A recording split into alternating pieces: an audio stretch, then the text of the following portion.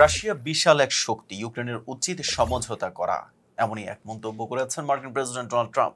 রোববার এক প্রতিবেদনে এই তথ্য জানিয়েছে বার্তা সংস্থা রয়টার্স। বার্তা সংস্থাটি বলেছে, শুক্রবার বৈঠকের পর ট্রাম্প ইউক্রেনের প্রেসিডেন্ট ভ্লাদিমির জেলেনস্কিকে জানান, পুতিন যুদ্ধবিরতি মানতে রাজি আছেন যদি কিয়েভ পুরো দোনেস্ক অঞ্চল ছেড়ে দেয়।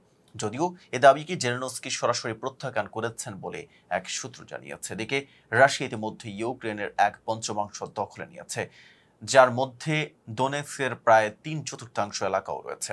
ট্রাম্প বলেন, তিনি পুতিনের সঙ্গে একমত হয়েছে যে যুদ্ধ বন্ধে শুধু যুদ্ধবিরতি নয়, বরং সরাসরি এক শান্তি চুক্তি প্রয়োজন। ট্রাম্পের ভাষায়, সবাই মেনে নিয়েছে ভয়াবহ এই যুদ্ধ থামানোর সেরা উপায় হচ্ছে একটি স্থায়ী শান্তি চুক্তি, কারণ যুদ্ধবিরতি প্রায় টেকে না।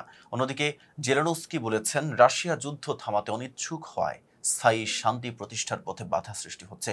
তিনি লিখেছেন, হত্যাযোগ্য থামানোই যুদ্ধ থামানোর মূল শর্ত। তবুও তিনি সোমবার ওয়াশিংটনে ট্রাম্পের সঙ্গে বৈঠকে বসবেন। অবশ্য এই বৈঠক অনেকের মনে করিয়ে দিচ্ছে গত ফেব্রুয়ারি ঘটনাকে, যখন হোয়াইট হাউসে ট্রাম্প ও ভাইস প্রেসিডেন্ট জেডি ভ্যান্স প্রকাশ্যে জেলেনস্কিকে কঠোর ভাষায় সমালোচনা করেছিলেন।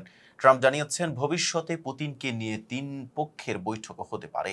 ইউরোপীয় মিত্ররা ট্রাম্পের মধ্যস্থতার প্রচেষ্টাকে স্বাগত জানিয়েছে, তবে তারা ইউক্রেনকে সমর্থন অব্যাহত রাখার পাশাপাশি রাশিয়ার বিরুদ্ধে নিষেধাজ্ঞা আরও কঠোর করার প্রতিশ্রুতি দিয়েছে।